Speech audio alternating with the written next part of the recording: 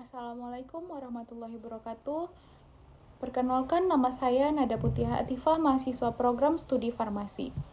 Pada kesempatan ini, saya akan memaparkan mengenai pemikiran Muhammad Nasir tentang ketatanegaraan Indonesia, khususnya mengenai gagasan sebagai pemikir hukum tata negara, konsep mosi integral, serta pemikir teistik demokrasi. 1. Mengenai Muhammad Nasir. Muhammad Nasir merupakan salah satu tokoh besar Indonesia yang dikenal sebagai ulama, pemikir, negarawan, dan pejuang bangsa. Beliau lahir di Alahan Panjang, Sumatera Barat pada tanggal 17 Juli 1908 dan wafat pada tahun 1993. Selain pernah menjabat sebagai Perdana Menteri Indonesia, Nasir juga dikenal sebagai pemimpin Partai Masyumi, Ketua Dewan Dakwah Islamiyah Indonesia, serta tokoh Islam yang berpengaruh di tingkat nasional maupun internasional. Dalam bidang ketatanegaraan, Nasir memberikan kontribusi penting melalui gagasan-gagasannya mengenai persatuan bangsa, demokrasi, dan hubungan antara negara dengan agama. 2. Mosi integral Muhammad Nasir. Salah satu kontribusi terbesar Muhammad Nasir dalam sejarah ketatanegaraan Indonesia adalah Mosi Integral tahun 1950. Pada masa itu, Indonesia masih berbentuk Republik Indonesia Serikat atau RIS, yang terdiri atas beberapa negara bagian. Menurut Nasir, bentuk negara federal berpotensi menimbulkan perpecahan dan menghambat persatuan bangsa.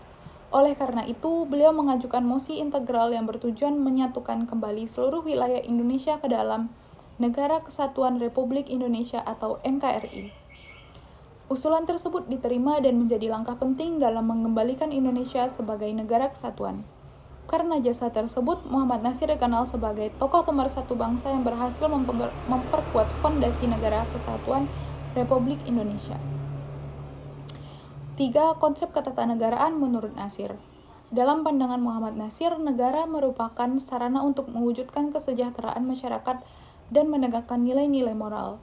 Beliau tidak memandang negara hanya sebagai alat kekuasaan, tetapi sebagai wadah untuk membangun kehidupan yang adil, beradab, dan sesuai dengan nilai-nilai agama.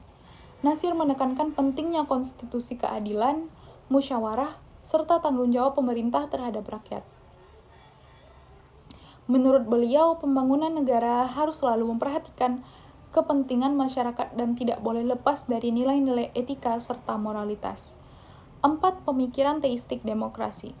Salah satu gagasan yang paling terkenal dari Muhammad Nasir adalah konsep teistik demokrasi. Teistik demokrasi merupakan konsep demokrasi yang berlandaskan nilai-nilai ketuhanan. Menurut Nasir, demokrasi tidak boleh hanya didasarkan pada kehendak mayoritas semata, tetapi juga harus memperhatikan nilai moral dan ajaran agama. Beliau berusaha memadukan dua konsep yang sering dianggap berbeda, yaitu kedaulatan rakyat dan nilai-nilai ketuhanan. Dalam konsep ini, rakyat tetap memiliki hak untuk memilih pemimpin dan menentukan arah pemerintahan. Tetapi kebebasan tersebut harus dijalankan dengan tanggung jawab moral kepada Tuhan. Dengan demikian, demokrasi tidak hanya mengejar kepentingan politik, tetapi juga menjunjung tinggi etika, keadilan, dan kemanusiaan. 5. Relevansi pemikiran Nasir saat ini. Pemikiran Muhammad Nasir masih relevan hingga saat ini. Semangat persatuan yang beliau tunjukkan melalui mosi integral menjadi pelajaran penting dalam menjaga keutuhan Indonesia yang terdiri dari berbagai suku, agama, dan budaya. Selain itu, konsep teistik demokrasi mengingatkan bahwa kehidupan berbangsa dan bernegara memerlukan keseimbangan antara kebebasan, tanggung jawab, dan nilai moral. Bagi generasi muda termasuk mahasiswa, pemikiran Nasir memberikan teladan tentang pentingnya integritas kepemimpinan dan pengabdian kepada masyarakat.